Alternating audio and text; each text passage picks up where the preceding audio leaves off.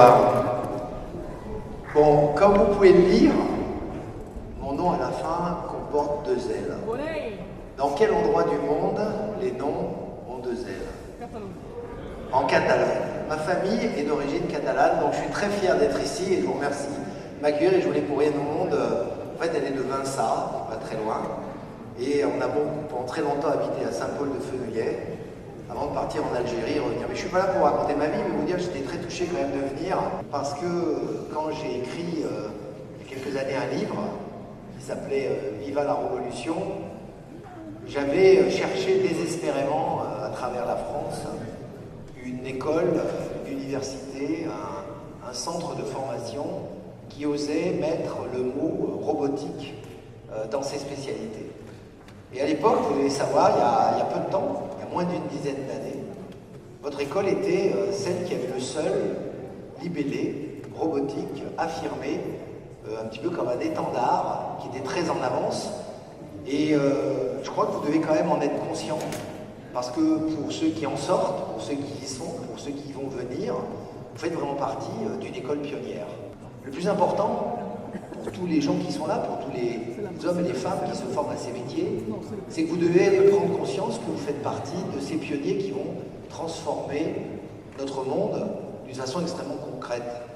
Alors bien sûr, le numérique, on en parle depuis longtemps. On en parle depuis les années 80 avec l'arrivée des microprocesseurs. On en a parlé beaucoup en 2000 avec l'arrivée de l'Internet.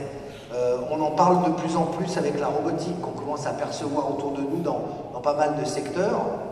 On n'a pas véritablement commencé à en connaître les effets majeurs. Ce qu'on a fait jusqu'à maintenant, pour la plupart des innovations robotiques dont on parle, c'est qu'on a créé des inventions. C'est-à-dire qu'on a essayé des trucs.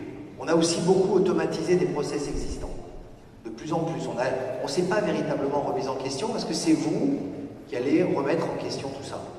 Vous devez vous ressentir un petit peu comme ces gens qui, en 1850, avaient commencé à connaître des bases de mécanique, des bases de machines à vapeur, commençaient un petit peu à voir comment l'électricité allait transformer le monde. Et puis vous avez vu ce qu'ils ont fait, le parcours qu'ils ont fait en quelques dizaines d'années. Et aujourd'hui, on peut dire que si on compare la vie que les gens avaient en 1850 et la vie qu'ils avaient en 100 ans plus tard, en 1950, elle n'était plus du tout la même. C'est un petit peu cette période extraordinaire du monde que vous allez vivre et surtout dont vous allez être les acteurs.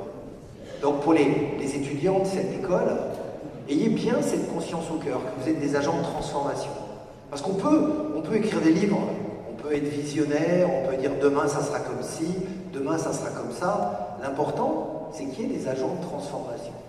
Alors on peut être agent de transformation en étant entrepreneur, en créant son entreprise, en disant moi je vais changer les choses avec mon équipe tout seul. On peut aussi être des agents de transformation en s'intégrant dans des plus grosses structures et de garder au cœur cet enthousiasme un peu de la rébellion, cet enthousiasme de l'insoumission à l'habitude, et essayer de réinventer des process. Donc moi en tant que parrain, moi je voudrais que ma promo, la promotion qui sera là l'année prochaine, je reviendrai pour mettre les diplômes, comme ça je vérifierai que c'est bien le cas, elle est cette volonté de transformation, de bouleverser des habitudes qui, au-delà des technologies que vous devrez maîtriser, alors je vous rassure tout de suite, ce que vous savez aujourd'hui, ce que je savais des microprocesseurs en 1980, quand j'ai commencé, n'a plus aucune valeur aujourd'hui, et votre connaissance instantanée, elle n'aura aucune valeur dans 30 ou 40 ans si vous ne l'entretenez pas.